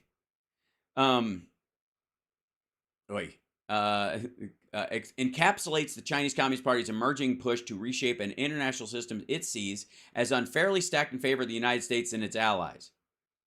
I'm sorry, it's unfavorably stacked in favor of the United States, the country that almost single-handedly dragged China out of poverty with its consumer base. Who the fuck do you think you've been selling this shit to? Oh, God. Viewed as a rival by those countries as it grows increasingly assertive and authoritarian. Assertive and authoritarian? I think just authoritarian. I don't know what the assertive part, unless you're talking about the wolf warrior shit, but honestly, that's collapsed lately. Beijing has come to believe that now is the time to shift that system and the global balance of power to ensure China's rise and reject efforts to counter it. Reject efforts to counter it. And in recent months, Beijing has promoted its alternative model across hefty policy documents and new global initiatives, as well as speeches, diplomatic, whatever. For many observers, this campaign has raised concern about a world model based on Beijing's rules, also one where it features its iron-fisted autocratic rule. Yeah, I'm not for that. Just saying. Like heavy surveillance, censorship, and political repression could become globally accepted practices, but China's push comes as American wars overseas, unstable foreign policy, election to election, blah, blah, blah. Israel's assault on Gaza have sharpened discussion over whether the West is taking the right approach to respond. From who? The people who are threatening to invade Taiwan? Get the fuck out of here. Many of those countries have substantially enhanced their economies' ties with Beijing during Xi's rule, including another decade of this up to $1 trillion global infrastructure building drive. You mean the debt trap, which leaders gathered to celebrate last month in the Chinese cabinet? Leaders, did they? Did they? Because I got to say, this, I'm starting to doubt whether this is a fucking... Yeah, okay, this is... What leaders are you talking about? Well, let's jump in and see. Putin touts solidarity with Xi's pitch for New World Order as crisis grips the Middle East. Yes, leaders. You mean the guy who just lost 300,000 of his young men fighting a war of attrition against a neighboring state for no fucking reason, while getting his dick handed to him by the president of Kazakhstan, and of course still maintaining territories in Georgia and Chechnya. International gathering, it's so international, which saw leaders and representatives from countries mostly in the global south congregate in the poor countries. Took place under the shadow of war between Israel and militant group Hamas. We discussed in detail the situation in the Middle East, Putin said in a press conference. I informed Chairman Xi about the situation that is developing on the Ukrainian track, also quite in detail. Oh, you're like, did you tell him you lost 300,000 fighters and that he'd probably lose 1 million if he attacked Taiwan? Did you have that conversation? Fucking hell. Meanwhile, in China, what the fuck is wrong with you? I'm writing a letter to this person. China and Russia have both called for a ceasefire in this violent conflict and have declined to explicitly condemn Hamas. Really? That's leadership for you. I could see. You're right. Then I guess that's taken a true leadership position. They haven't come out against Israel. They haven't condemned Hamas. They're just like, whoa, whoa, whoa, whoa. What's going on? Hey, true leadership. Jill Stein on the third party ticket now. I'm glad, because nothing will guarantee a fuck you vote for Joe Biden than Jill Stein showing up on a third party ticket again.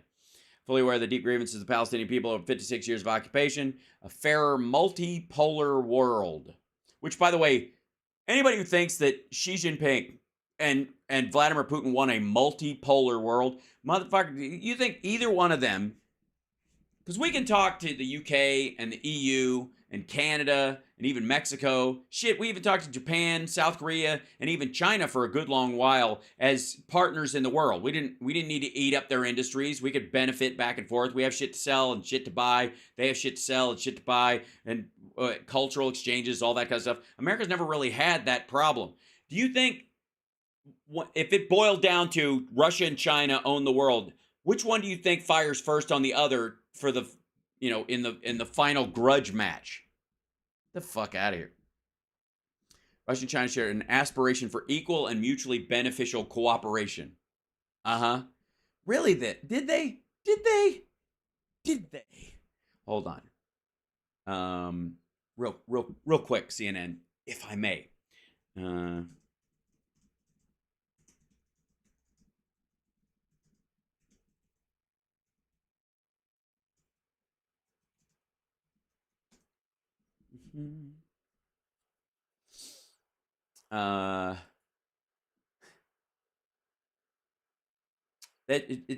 So mutual. They fucking dig each other. Is that where you're going with this? This whole thing with the whole Kremlin silent on Chinese map claiming part of Russia's territory. The Kremlin had not commented as of Thursday on a new map that shows disputed territory as being within China's borders, including the Bolshoi Uralsky Island, which is shared by China and Russia. Malaysia, the Philippines, India, and Taiwan have all complained about that map, published by China's Ministry of Natural Resources. The map lays claim to land on China's border with India, all of Taiwan, and islands, reefs, and maritime zones in the South China Sea, which are contested by a half dozen countries. The map is compiled based on the drawing method of national boundaries of China and various countries in the world. That's their version of things. Russian media outlets know that the map also includes Bolshoi Uralsky Island, which has been shared between China and Russia over an agreement signed in 2004, finalized in 2008, following more than a century of dispute. Some Russian media outlets have noted that Moscow had not yet commented on this. The 2023 edition of China's Standard Map has officially released on Monday and launched on the website of the Standard Map service hosted by the Ministry of Natural Resources. This map is compiled based on the drawing of method of national boundaries of China and various. That's Global Times is China's own website. China is officially neutral on Putin's full-scale invasion of Ukraine. That's ultimate cooperation. That's what I would call it. Yeah. The map could pose a tricky diplomatic hurdle. President Vladimir Putin, who signed the agreement regarding the islands, announced a new era in relations between the countries during a visit by his counterpart, and then they went right home and claimed the islands back to themselves. In May, Russian opposition politician Garry Kasparov told Newsweek expected China to make greater claims on Russian territory in the future, especially if, as he predicted, there is a collapse of Russia that Beijing can exploit. That's already happening, by the way. This is an older article, anyways, because I jumped back and grabbed what was quickly there. And then opinion challenge is right by restoring. Yeah, here it is. Okay, post. Let's go to here. See if I can find the other map on this guy. Yeah, here's the other article on it. Opinion. China challenges Russia by restoring Chinese names of cities on their border. Fuck you, Vladimir Putin. This is our land. This land is our land. Land. Okay, something very telling appears to be happening behind the scenes in the Chinese-Russian relations. Chinese Ministry of Natural Resources, blah, blah, they went, change the, let's see, there you go, which require the addition of old Chinese names to current Russian pronounced geographical names of 8 places along the Russian-Chinese border. The 8 Russian places names comprise 6 cities, including Vladivostok, Khabarovsk, and 1 island and 1 mountain. This led Aiko Yaban, the head of the Taipei branch of Japanese newspaper Sankei Shimbun, to quip, "Are you going to recover the lost land?"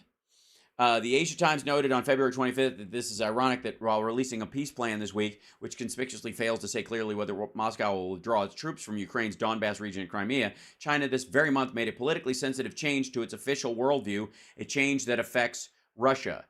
This is it elaborates that under Beijing's new directive, Vladivostok once again is called Haishinwai, meaning Sea Cucumber Bay, while Sakhalin Island is called Kuyadao.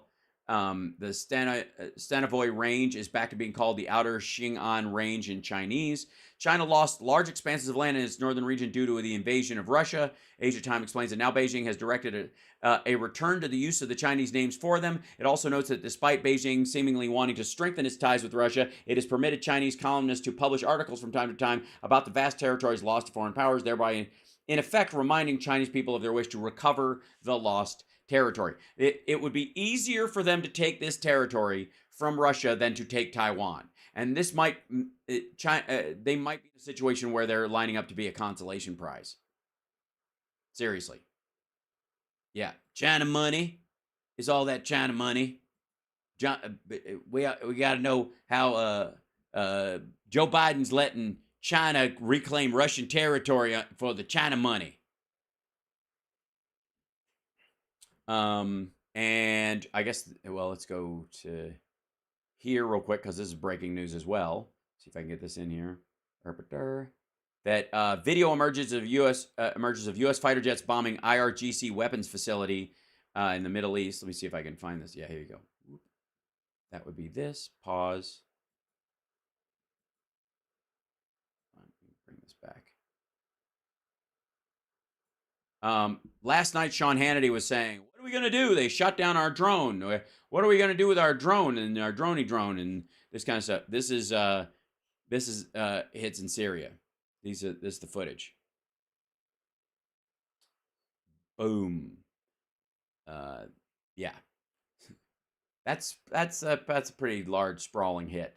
Oh, fuck off, University of Phoenix.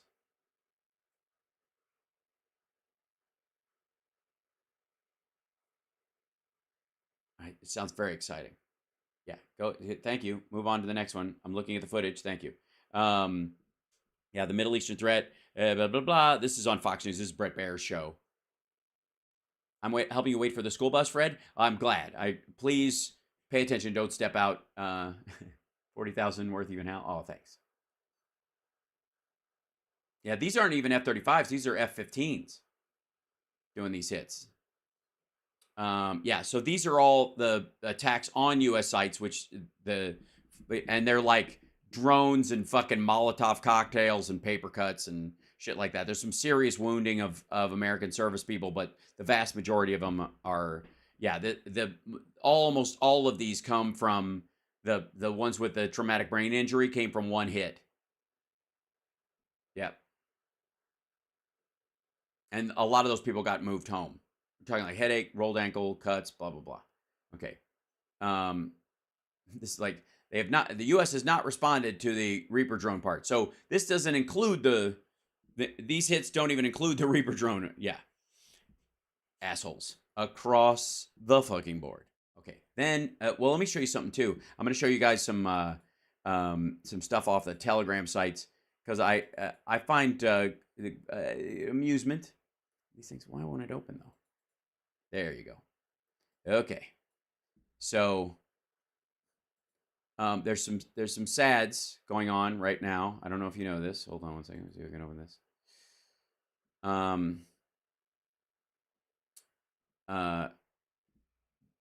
And I know a lot of you will be upset. Marjorie Taylor Greene certainly is. Hudson Booksellers is refusing to sell my new book MTG in its stores, but the groomers at Hudson Books sell children's books that lie to innocent children that they can change their gender. So you can't get her book at there, but they'll sell children's books that support trans people. No matter your size or position, shine the brightest, pour yourself into everything. What the fuck? It's always worth it, even if you feel like you're pushing mountains. Those are trees, ma'am. You look great. I think it was a good idea to go with Carrie Lake's filter. Yeah. On the border disaster. This is her feed. This is her Telegram page, which is basically a collection of her articles and appearances on the news. And here's we'll check in on old Lynn Wood, ladies and gentlemen. Here's this is what Lynn Wood posts. To our heard, I guess Trump says something about veterans. I don't know when this post is from. On Veterans Day and always may God bless you and your national. He make America great. I don't know why he blows up part of this. It's super fucking weird. And then he posts a Exodus Bible verse. And Moses said unto the people, fear ye not, stand still and see the salvation of the Lord, which he will shew to you today. Shew to you today. Shew. For the Egyptians whom ye have seen today, ye shall see them again no more forever. The Lord shall fight for you, and ye shall hold your peace. Well, I'm not going to let it just dangle out in the woods like this. Forwarded from God Wins by JL. Trump speaks at Faith and Freedom Conference. We are fighting to rescue our country from evil and the sinister forces who want to destroy us. Look at that. Epstein Vegas want to sue JP Morgan Chase. Blah, blah, blah. Marine Corps it was the Marine Corps' birthday. This is what Linwood shit is mostly like, and then occasionally he'll post a picture of somebody next to a dog or an ape or something like that. He pairs those together. I don't know who the fuck. Like, I've come to opinion that a land lawyer, Andrew Drew Beal, is among other things a greedy lawyer. In my opinion, Andrew Drew Beal is a Freemason, among other things. Just my opinion. What do you mean, just your opinion? I'm a Freemason. I'll find out. Doesn't mean I'll tell you. All right, now let me show you if I can find it. Here's Laura Loomer. This is kind of the she's going to be on Alex Jones's show later on today, apparently, which is hilarious. And then I guess she's going to have Scott Adams. Dilbert creator Scott Adams says Laura Loomer's investigation should end the New York Trump trial. Well, he's a silly person, so of course. Wife of New York judge in civil case against Trump has been attacking ex-president on social media. So, did she dox him? Do people not know his name? Thank you, Florida. I love you too. Yeah, so Laura Loomer's like all in on Trump these days and anti Chris Christie and fucking Soros, the super Jew, and blah, blah, blah. MAGA and Christian nationalism, bigger threat to America than Hamas could ever be. Even Mitch McConnell is trying to push back against Mike Johnson and the MAGA lunatics. It isn't working. The Salon commentary from Brian. Yeah, that's good. Holy shit, the Democrats are lunatics. What he's trying to say, by the way, is that they can't fuck with our democracy the way MAGA can. They can't attack the Capitol and stop the vote count. MAGA tried. You dummy. Hires DeSantis donor and big pharma lobbyist as play. Oh, no. Now she hates him. Okay, fine. So, yeah. By the way, if you give Laura Loomer enough time, she will hate whoever she likes today. That's just that's the one thing I've learned from her Telegram channel. Meanwhile, Flynn, this is General Flynn's site too. Let me tell you something. People think this motherfucker is going to be part of a new administration and that Donald Trump is actually going to be president again are fucking lunatics. Oh, totally, CSL. Yeah. If Jimmy Dore likes you, give it time. You'll be his greatest enemy. Meanwhile, like white hats, which is a big look. They put a fucking Punisher skull on her fucking hat. Also,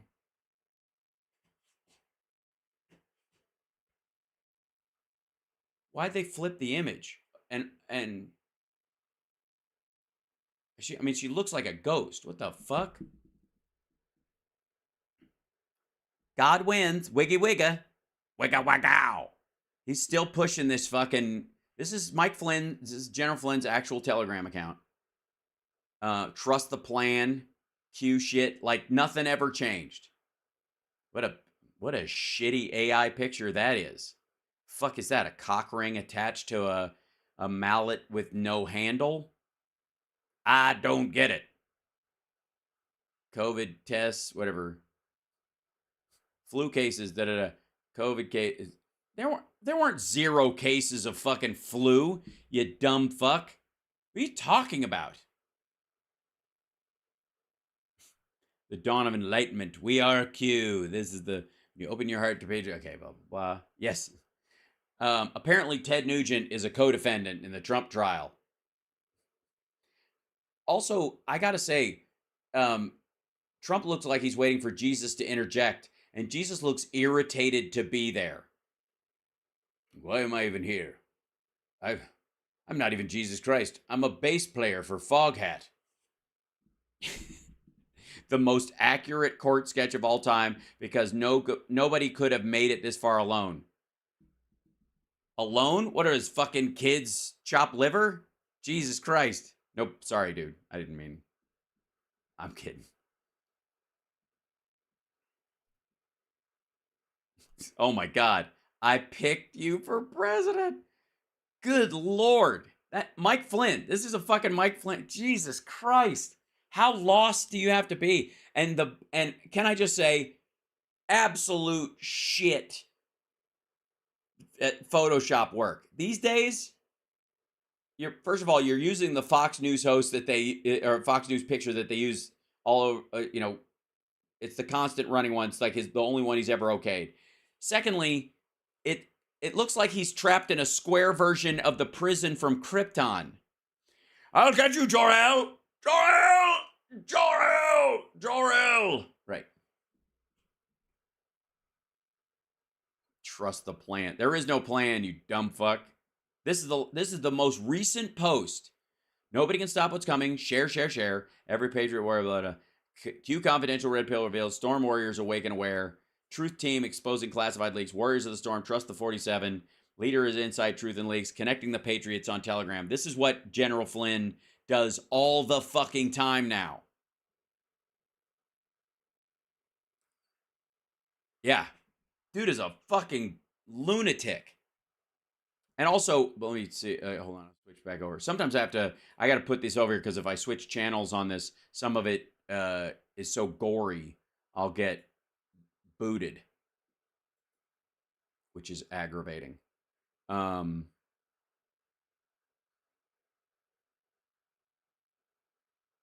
on one second.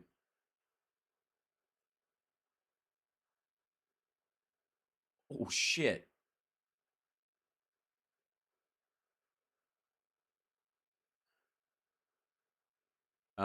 Worst gender reveal ever.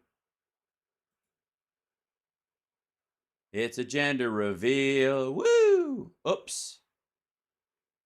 Yeah, no.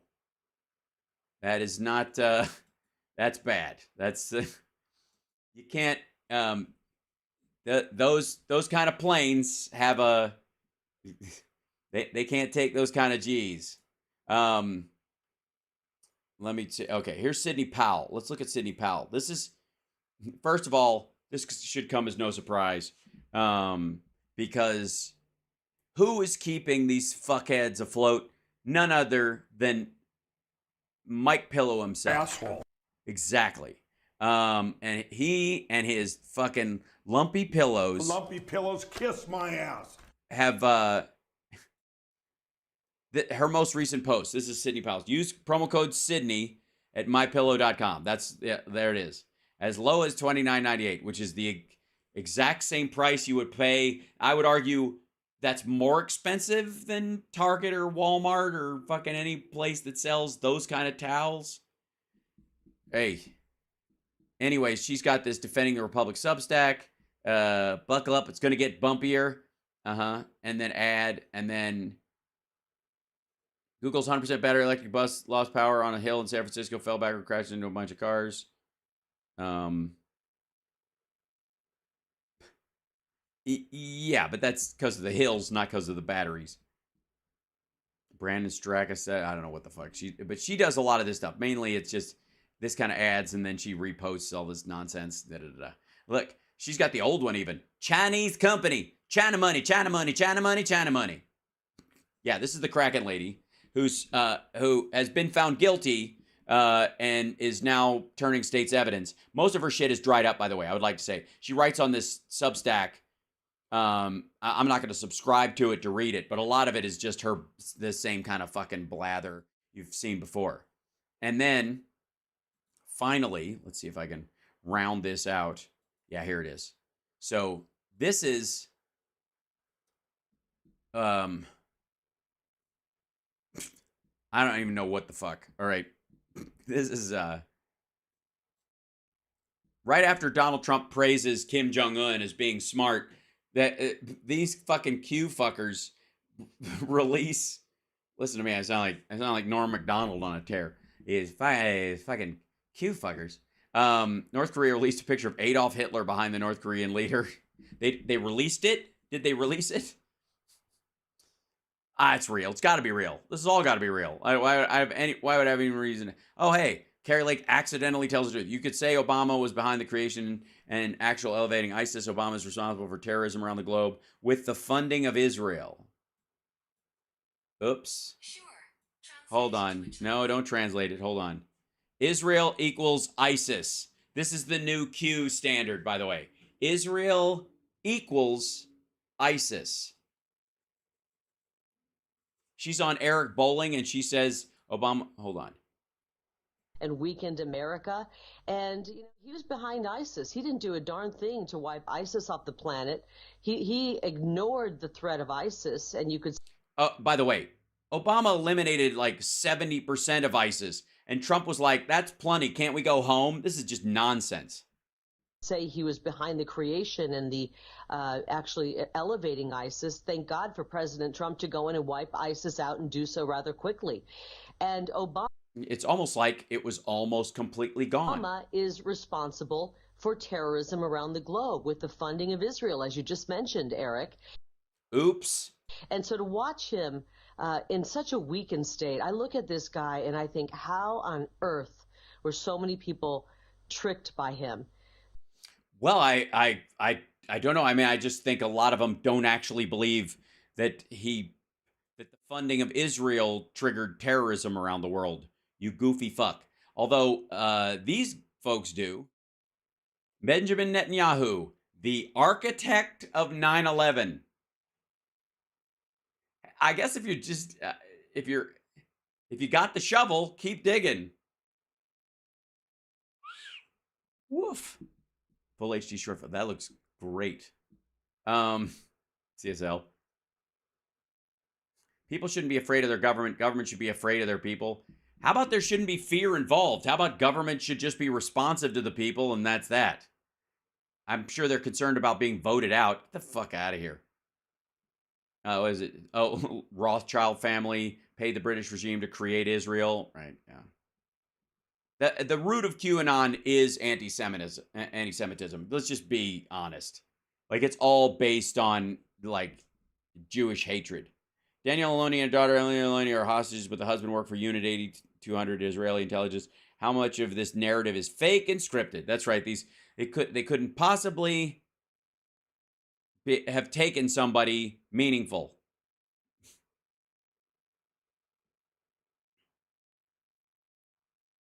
False flag confirmed. No, they just didn't have a red flag law that they could use on him. How come ISIS never attacks Israel? Because the dog doesn't bite its own tail? Okay, that's...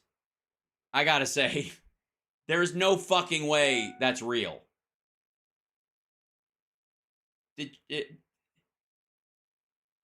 There's no way Trump wrote that in 2015 and got elected. The fuck are you talking about? Yeah, and also tail, right? Bite its own tail. It won't bite its own story. The dogs will bite their own narrative right in the butthole, actually. Good Lord. Oh, and this is the Matthew Perry, was killed by vaccines, and another possible false flag. Everything's a fucking false flag. False flags are much easier to do in the water. Are they? Are they now?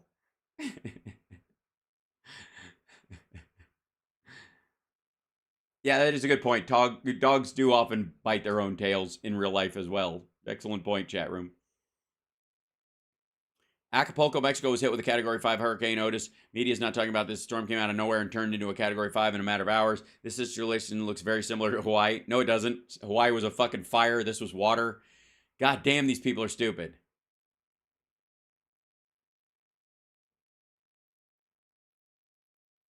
Elon Musk tweeted this about mass shootings 11 days ago. So whatever. What is this? Laura Loomer and Jack Posobiec are two people who never link Israel Mossad with Jeffrey Epstein. Dividing the MAGA movement is the goal. They support Rothschild State of Israel. We support only America. That's Laura Loomer as a young person in Posobiec doing the what they think is the white power okay back in the day. Man, Laura Loomer looks very different. 11th Circuit accepted her case. Justice Clarence Thomas to rule the writ of men, and the evidence proves the whole were vulnerable to the same fraud. Blah, blah, blah. Like, this is on and fuck. The hospital situation in Gaza was a major psychological test on the masses. The goal is to destroy the Al-Aqsa. In a similar situation of the world divided about who did it, they will do whatever is necessary to build their temple by way of the deception. Thou shalt do war, Mossad. Oh, so the idea is that that Israel's going to knock down the Al-Aqsa Mosque and rebuild the Temple Mount into the Jewish temple, which is necessary to bring around the rapture as far as I fucking know, right? It has to play out that way. That's why there was a group of Christians at one point who were trying to smuggle a nuke into Israel to blow it up, so that it would have to be turned into so they could jumpstart the rapture. First gay president. Yeah, like Jesus Christ. Jared Kushner was more loyal to Israel than to his own country. Donald Trump. Why is Ivanka Trump at Kim Kardashian's birthday party? Because they're friends. And she's trying to figure out how to build the exact same type of... I think Hamas spokesperson confirms group is holding 250 hostages. I can't go any further because we'll get into footage of people being slaughtered because they just don't, these motherfuckers do not care. Oof. Sorry, hold on. And guys, have your questions ready. They go live in 50 minutes, student. Big glitch, questions live on the live episode. Live Q&A. Is Donald Trump Jr. doing live Q&As? Shit. Why didn't somebody tell me about this one? I gotta check in on his shit more often. Excuse me. Oh, he was at the rally, so he did an episode behind the scenes. I see. Special coverage tonight of my father's Florida rally. Whew. Desperate much? Try Public Square. The white cart checkout. Say goodbye, Amazon. Fucking Alibaba front. The Ukraine aid scam is looking like the biggest money laundering operation. Yeah, we saw this. Okay. So he doesn't post much, but ads going into this anyways. Also, I don't know when this one was up. July. Yeah. So, gotta love John Voight. Because John Voight has one of these. He has a Telegram too. And let's see that it says down at the bottom. I stand with Israel. That's all it is. He just wrote on October 8th, the day after he wrote, I stand with Israel. That was it. And then he makes these videos and they all say believe. They're all, even if they're different videos, although these are the three same ones. He always like, oy, this is not good. We've been through the worst nightmare these last few years. We've lost thousands of loved ones due to COVID and yeah, but you don't obviously believe that. Righteousness of gun violence due to unfit mentality. Unfit mentality. Also, just for the record, armed unfit mentality.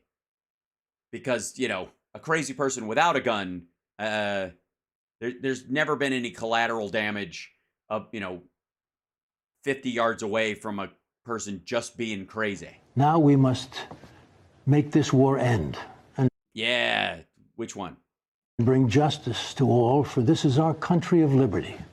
For this is our country of liberty. I wrote these words I'm starting to look like a founding father, so I want to sound like one too. Country that dreams are made of. It is absolutely. This is the country where Mickey, just using a broom, held back the waters. It has been knocked down with lies, deceit, and fear. But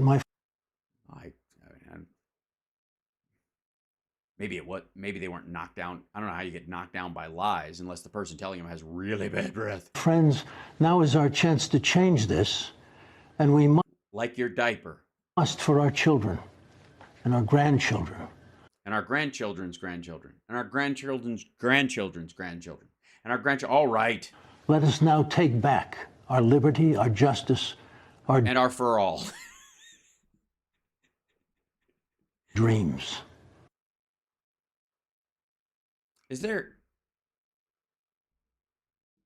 I'm a little worried. Has anyone heard reports of dream snatchers? Has anybody been going to bed at night and like, oh, I'm all cozy, pulling the covers up, and I was ready to drift off into dreamy land, and there's just like a empty parking space where your dreams were? I had a dream last night. It was just an empty parking space, and there was a sign on the wall that said "Reserved for Dreams," and I was like, oh fuck, is this a dream or is my dream gone? Where there is no scarcity of. Okay, hold on. The Biden administration is a false security for our nation. It's a joke. It's a disgrace. Terrible, terrible. Man. And now we have the greatest chance to make it great again.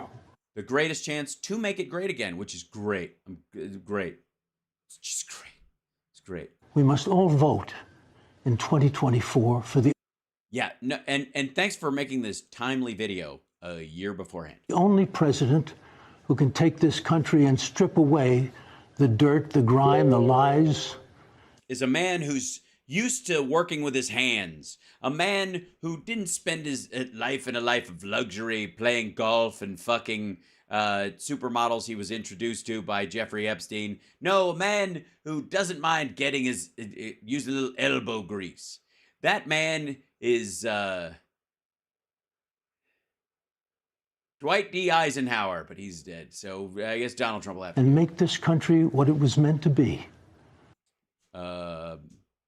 Great. The greatest country, land of the free. So it hasn't been? You're saying America hasn't been great? Fuck you, dude. Where opportunities were great, and we, the people, must. Could we, in the middle of the night, without, and it would be a steady stream. See this lie that they have brought upon President Trump. Oh, the terrible lie about him being a good businessman. You mean that lie, or an actual billionaire? That lie, or an indictment? This cruel. Oh, I see. I was wrong. I thought you were going a different way. Cruel intention. This lie. We must not forget Clinton's true affair, and that they never caused this cruelty on any other president before. Okay, first of all, the Clinton's affair had nothing to do. He was already in office. It was after his re-election, anyways, that this shit came out. Like, my fellow Americans, remember the walls of Jericho? I do. I do remember the walls of Jericho. No, I don't remember the walls. I remember Chris Jericho. He was okay. It was fun singing with him on celebrity duets. Truth shall prevail. Yeah, I don't think that was the story of the walls of Jericho. I think that was just loud horn sections can affect old masonry. The 45th President of the United States shall save this nation from the barbaric left insanity, and we, the people, shall help with our. Well, you shall. There's a lot of shalls in this. It's very dignified. Truths and prayers. Let us all put faith back. Yeah, just put it back in the drawer next to the Gideon Bible. And remember the greatest president, Donald J. Trump, 2024. Well, I will say he was like the greatest in terms of a president you could laugh at. I'm trying to work with you on this. He and only he And he will build this land back to her beauty, where she will stand by of course digging for oil in Anwar.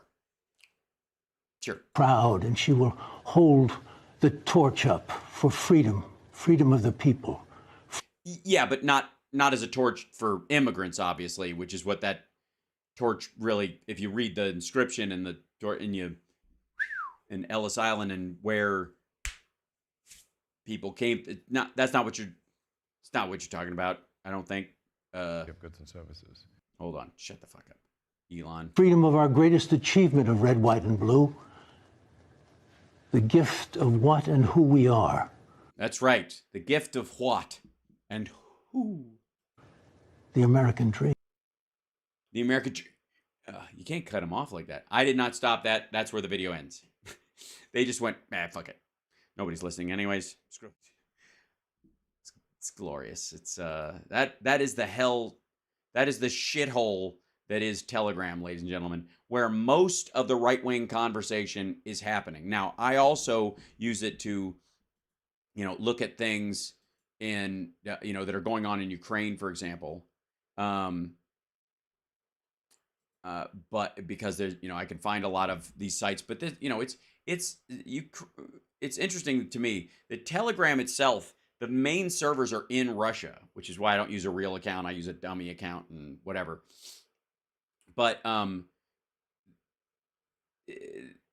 can't tell if it's like run by an oligarch who wishes Putin was dead, or if they just allow everything to post because they just draw the attention to it and they're trying to scoop up email addresses or some shit. It's very hard to tell the worth behind it. But on the Ukrainian side of things, there's a site called Warriors Ukrainian, which is like Warriors in Ukraine, blah, blah, blah, the translation of it. But anyways, 2 amphibious assault boats, Russians, amphibious assault boats were like these guys down here, the one down the bottom corner, were sunk today. And and they were like, here's some other boats that we've sunk without even having a navy. Yep. These are all Russian ships that have sunk. Yeah. Because they were hit by either, rocket fire, or they were hit with these, like canoes with bombs in the front of them. Yeah. Hold on. I have to be careful scrolling up here. Yeah. This is in Kherson. It's an enemy column. Okay. You got to be careful because yeah, that's there. This is the Russian amphibious assault boats hit in Crimea, sank to the bottom of the sea. These are these guys right here. They were, like Crimea as a port is fucking useless right now. And this is weird too. So people are talking about Putin's swollen cheeks. That this, they were like, they appeared and disappeared randomly during the day. Like he had this swelling that came and went. And that's why people thought there's two different dummies, two different, Putin's going to multiple events. And this is, again, I'll end on this, and I'll see you guys this afternoon, and we'll take a look at that Univision interview. I think it would be great, and some other backbiting by the Republican Party. But that statement, I think Maya Angelou is credited for saying it, which is, if people tell you who they are, believe them. This week we saw Hamas leaders come out and say October 7th was just the beginning. We're going to keep doing this. There are no such thing as civilians, and we're going to kill everybody. From the river to the sea, Israel has to end, and all the Jews must be wiped from the face of the earth. They keep saying this. Meanwhile, while the Israelis are like, Palestine's not a real territory or whatever, but we're interested in a two-state solution. And if these people want to call themselves Palestinians, we're fine with that. We just have a bone to pick with Hamas because they will kill us given half the chance. If we drop our arms, there'll be another Holocaust. If they drop their arms, there'll be a two-state solution. That's the reality of the situation. The same thing is true of the Russian-Ukraine circumstance. This is Solovyev. This is the Sean Hannity / Rachel Maddow / Tucker Carlson / Edward R. Murrow / Dan Rather. Because it's state TV. So it's just in popularity, in terms of popularity, as far as a messenger of the people. He's He's probably mentally and audience-wise closer to Rush Limbaugh. But this is his statement. We need to realize that the West is our enemy. And this isn't just the United States. This isn't just the Western countries as understood by a direction from these motherfuckers.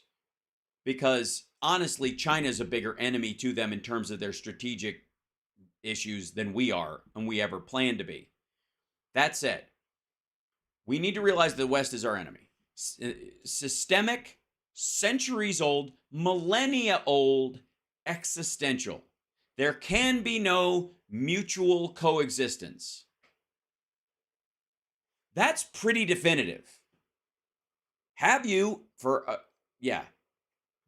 Folks, find me the American politician that has any semblance of power, or the American news person who's saying, we must obliterate the East. China, Russia, North Korea, we just have to destroy them entirely. On the scale of this guy, this actual person, this that has the same kind of audience, because of the internet, there's always somebody saying something. This is for fucking real. Yeah, Julia Davis does a great job at Julia Davis News. She's also Russian translator. She posts stuff as well. They're not mincing words about this shit. They joke on their fucking nightly news show about their nukes reaching Berlin and it's just a matter of time. Their nukes reaching Poland. And they could obliterate the UK and destroy it with nuclear weapons in a day. And we kind of shrug off that they're talking about it without recognizing the size and the influence that they have in that actual country. And if you pair it with any fucking buddy, if what's the dude, the British dude who like used to work at the Daily Mail and all that kind of shit. He's always kind of getting in hot water. He looks like a bloated Stephen Fry. Anyways, any of the guys who are kind of your standard fare in any Western news service, any of the Sky News in Australia. Yeah, Piers Morgan. That's right. Thank you. I wish I cared more to memorize his name, but I really don't give a fuck. But yeah, Piers Morgan. This guy is on the same parity as Piers Morgan as far as the Russian people are concerned. Can you imagine Piers Morgan, as full of shit as he can be, coming out and saying, we need to absolutely destroy the Russian people? Even as full of shit as he is. Never fucking happen. It's absurd. Fair dinkum. Thanks. Right? But this is where they are. And they fucking mean it. Now, here's some good news. They can't do it. I'm going to end it with this chat room, and I love you guys. They can't do it. Their nuclear missiles don't even fucking work. And their biggest concern is that if they launch them, about 80% of them will either crash, explode on the ground. The fuses will be triggered before they leave the silos because they're built for a hair trigger during the Cold War, and they never bothered to fucking change it. So if they misfire, they will just nuke everywhere in Russia all at once. And Vladimir Putin, as paranoid as he is, knows full well that during the 90s, America and our allies and other people who didn't trust Russia flew in there and more than likely inserted some malware in there that if he pushes the button, it's not going to go where they want it to go. It's going to hit him. Even if we didn't, that's the fear. They can't do it. They probably have closer to the technology to do a dirty bomb now than an actual flying ballistic missile. Can you get the China guys on again? Yes, I would love to, Tim. We'll reach out to them. As a matter of fact, that's a good idea for maybe Monday if they're available. I think Monday was a workable day because they do their big long show on Friday. See if we'll see if Andrea can reach out to them and see if they'll come on. Now that I've got my system working better. Last time, remember that was just when we had the computer was starting to die, and so I had to flip over. It was terrible. But now, yeah, the Russian nuke tests they're fucking horrible. we'll talk more about that with them or whatever. But like, it's these guys. If people are telling you who they are, believe them. And I gotta say, Americans, even as flawed as our system is, if anybody came out and said something equivalent of this, they would be pilloried in the press, and they would have to go clamoring to the butt knuckle of the internet, like OAN or RSBN, to rehab themselves. Or they used to go and have Tucker Carlson help them with their apology tour. It's not even fucking close. And we're not going to get close to it because we're better than that. And I want people to remember that while they're understanding even the most difficult choices we have in our politics are wholly different than what's going on over there. Love you, how? Watch your blood pressure. I'm fine, Suzanne. I have a great time. So anyways, I adore you guys. I will talk to you this afternoon. Take care of yourselves and take care of somebody else. And remember, Mike Lindell is an asshole. Right. That's just for the record.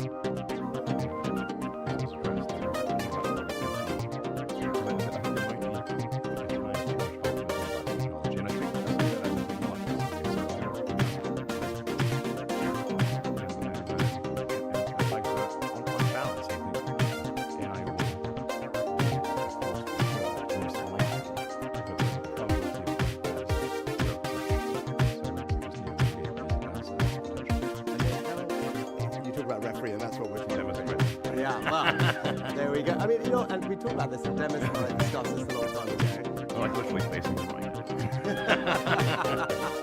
And demonstrates credit and the credit of people in the